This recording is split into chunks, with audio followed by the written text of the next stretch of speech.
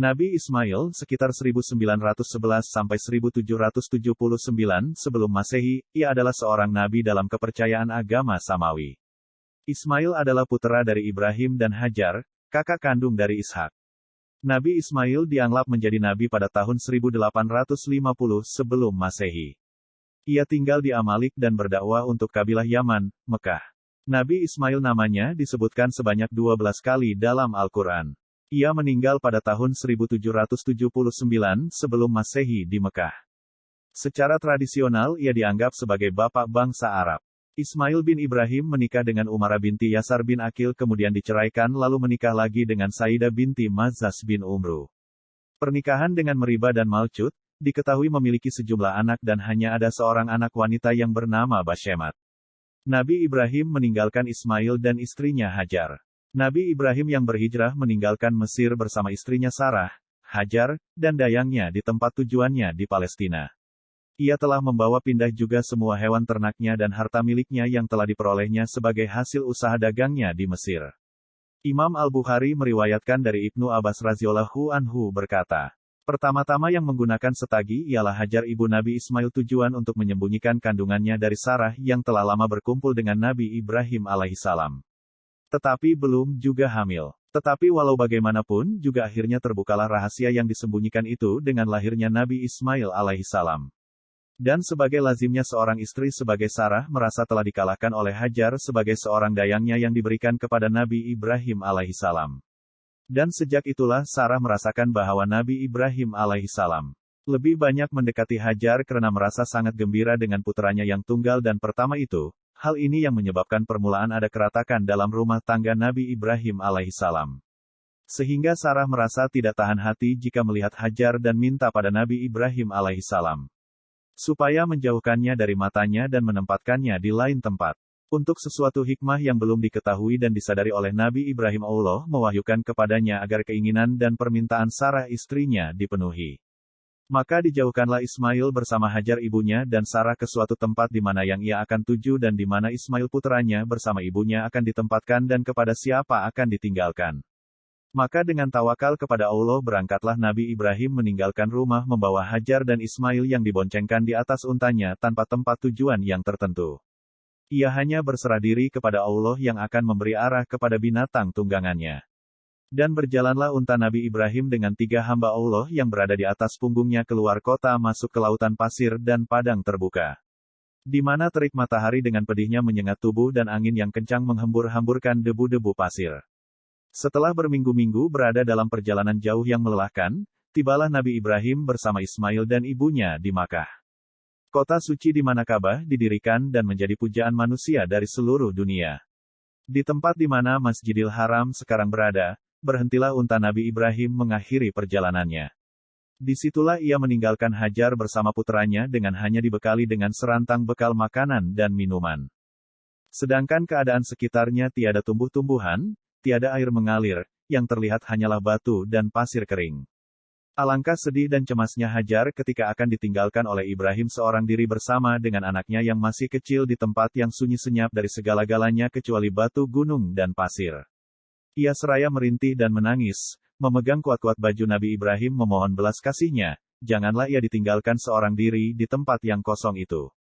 Sungguh di tempat itu tiada seorang manusia, tiada seekor binatang, tiada pohon dan tidak terlihat pula air mengalir, sedangkan ia masih menanggung beban mengasuh anak yang kecil yang masih menyusu.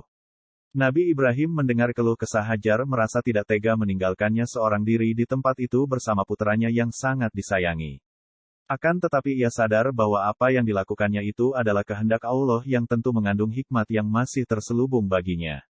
Ia sadar pula bahwa Allah akan melindungi Ismail dan ibunya dalam tempat pengasingan itu dari segala kesukaran dan penderitaan. Ia berkata kepada Hajar, bertawakallah kepada Allah yang telah menentukan kehendaknya, percayalah kepada kekuasaannya dan rahmatnya. Dialah yang memerintah aku membawa kamu ke sini dan dialah yang akan melindungimu dan menyertaimu di tempat yang sunyi ini. Sesungguh kalau bukan perintah dan wahyunya, tidak sesekali aku tega meninggalkan kamu di sini seorang diri bersama putraku yang sangat kucintai ini. Percayalah wahai Hajar, bahwa Allah yang Maha Kuasa tidak akan melantarkan kamu berdua tanpa perlindungannya. Rahmat dan barakahnya akan tetap turun di atas kamu untuk selamanya, insya Allah. Mendengar kata-kata Ibrahim itu segeralah Hajar melepaskan genggamannya pada baju Ibrahim. Dilepaskannyalah beliau menunggang untanya kembali ke Palestina dengan iringan air mata yang bercurahan membasahi tubuh Ismail yang sedang menetak. Sedang Nabi Ibrahim pun tidak dapat menahan air matanya ketika ia turun dari dataran tinggi meninggalkan Makkah menuju kembali ke Palestina di mana istrinya Sarah sedang menanti. Ia tidak henti-henti selama dalam perjalanan kembali memohon kepada Allah perlindungan, rahmat dan barakah serta kurnia rezeki bagi putera dan ibunya yang ditinggalkan di tempat terasing itu. Nabi Ibrahim berkata dalam doanya, "Wahai Tuhanku, aku telah tempatkan puteraku dan anak-anak keturunannya di dekat rumahmu Baitullah, di lembah yang sunyi dari tanaman dan manusia agar mereka mendirikan salat dan beribadat kepadamu. Jadikanlah hati sebagian manusia cenderung kepada mereka dan berilah mereka rezeki dari buah-buahan yang lezat, mudah-mudahan mereka bersyukur kepadamu." Munculnya mata air Zam-Zam. Nabi Ibrahim meninggalkan istrinya dan anaknya yang masih menyusu di padang Sahara. Ibu Ismail menyusui anaknya dan mulai merasakan kehausan. Saat itu matahari bersinar sangat panas dan membuat manusia mudah merasa haus. Setelah 2 hari, habislah air dan keringlah susu si ibu. Hajar dan Ismail merasakan kehausan, dan makanan telah tiada sehingga saat itu mereka merasakan kesulitan yang luar biasa. Ismail mulai menangis kehausan dan ibunya meninggalkannya untuk mencarikan air. Si ibu berjalan dengan cepat hingga sampai di suatu gunung yang bernama Safa. Ia menaikinya dan meletakkan kedua tangannya di atas keningnya untuk melindungi kedua matanya dari sengatan matahari. Ia mulai mencari-cari sumber air atau sumur atau seseorang yang dapat membantunya atau kafilah atau musafir yang dapat menolongnya atau berita namun semua harapannya itu gagal.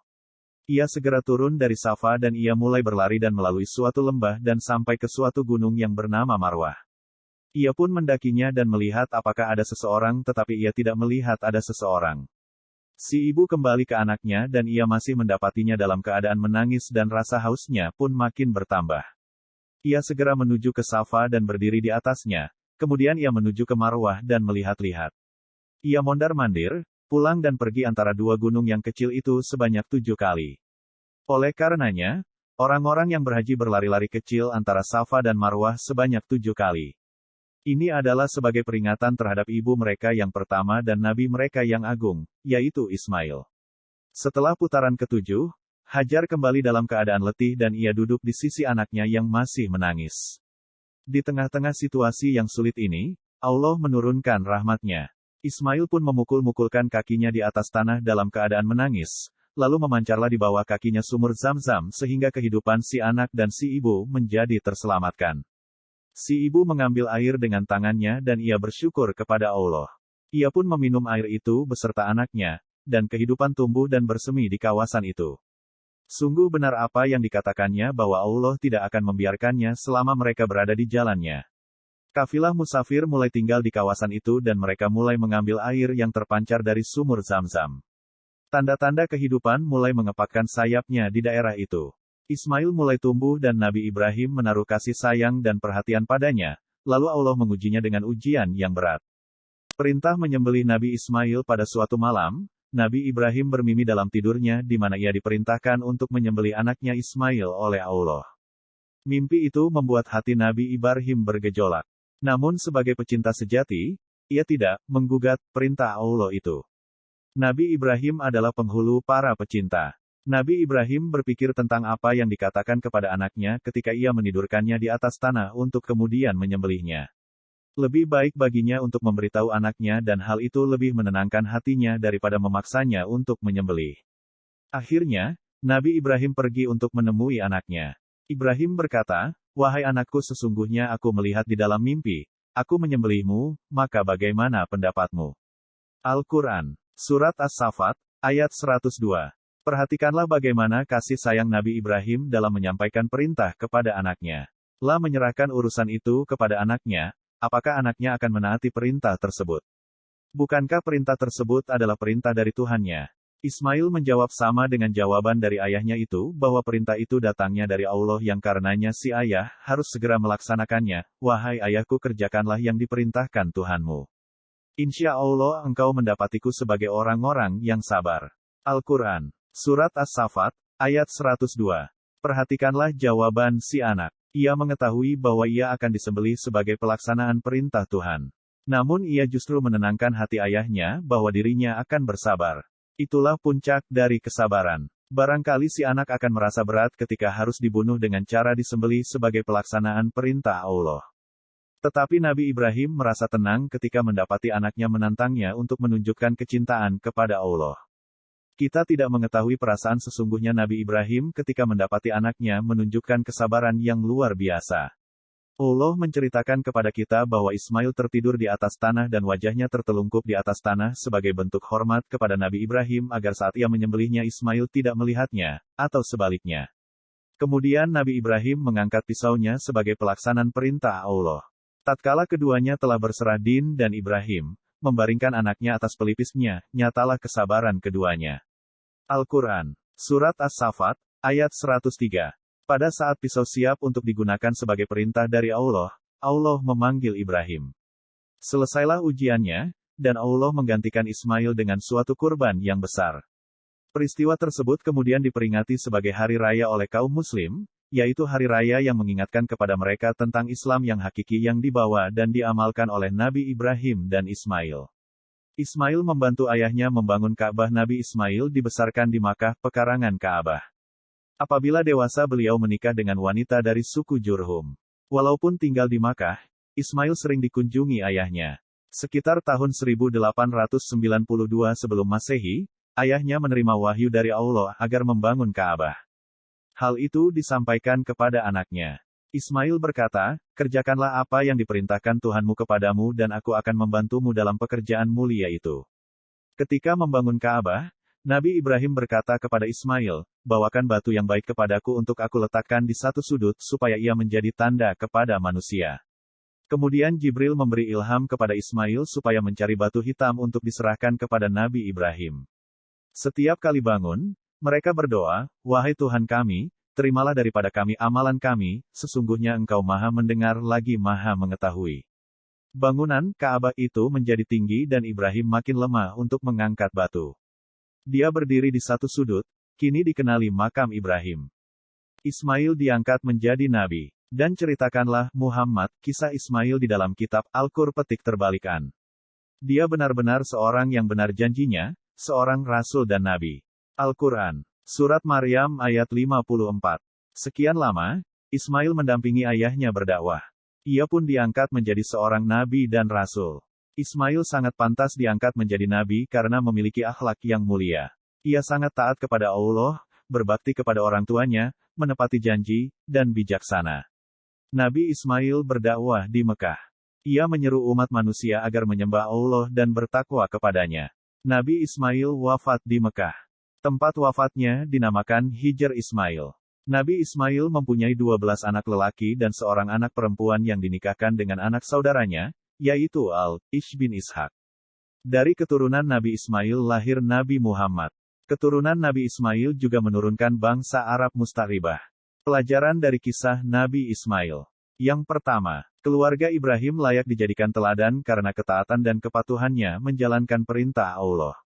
Yang kedua, mereka sukses melewati beberapa ujian.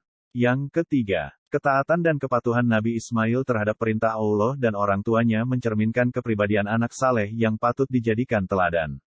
Yang keempat, ketinggian budi pekerti yang dimiliki Ismail menjadikannya dicintai Allah dan mendapatkan banyak keistimewaan darinya, di antaranya diangkat menjadi nabi dan rasul. Yang kelima, perintah penyembelihan Ismail mengandung hikmah bahwa Allah mengajarkan tentang berkorban, agar manusia senantiasa saling peduli dengan yang lainnya. Semoga kita dapat mengambil pembelajaran dari kisah ini.